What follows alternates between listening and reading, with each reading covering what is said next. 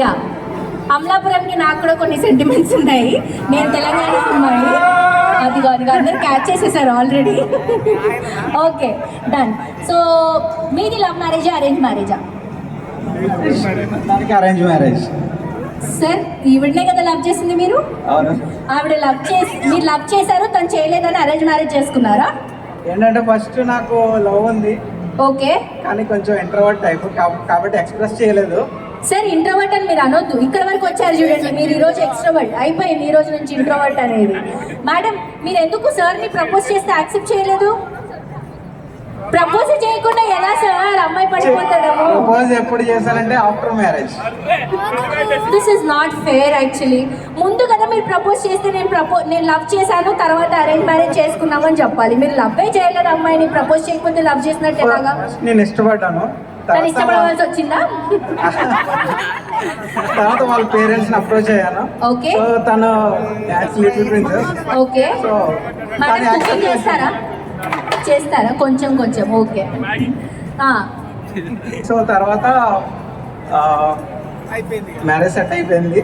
Okay, తర్వాత after marriage నేను propose చేశాను, తర్వాత గుంట మందే అనుకున్నాడు అంతే. సరే కొంచెం ముందుకు రావాలి. సరే మీ వైఫ్ కి బాగా ఇష్టమైన కలర్ ఏంటి? పర్టికులర్ ఆప్షన్ లేదు, కానీ రెడ్ ఇష్టం, పింక్ ఇష్టం. నిజంగానేనా? 2 సార్లు ఆలోచించేస్తారు, ఈ గ్యాప్ అయిపోయింది. మీ బర్త్డే, మీ గర్ల్ మీ వైఫ్ బర్త్డే డేట్ ఎప్పుడు? 10th May. 5th 10th May. ఇలా చెప్పండి, మీ ఆయన బర్త్డే ఎప్పుడు చెప్పండి. ఇలా ఉంటారు సార్ అమ్మాయిలు అంటే. 5th 10th May. ఏ 5th ఏ 10th సరే పెళ్లి రోజు డేట్ చెప్పండి, పెళ్లి రోజు డేట్ చెప్పండి. అయిపోయింది అక్కడే.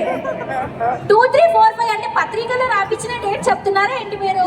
2 3 year, 4 month 4 date, 5th month. ఇంత కన్ఫ్యూజ్ అవుతున్నారండి పాపం.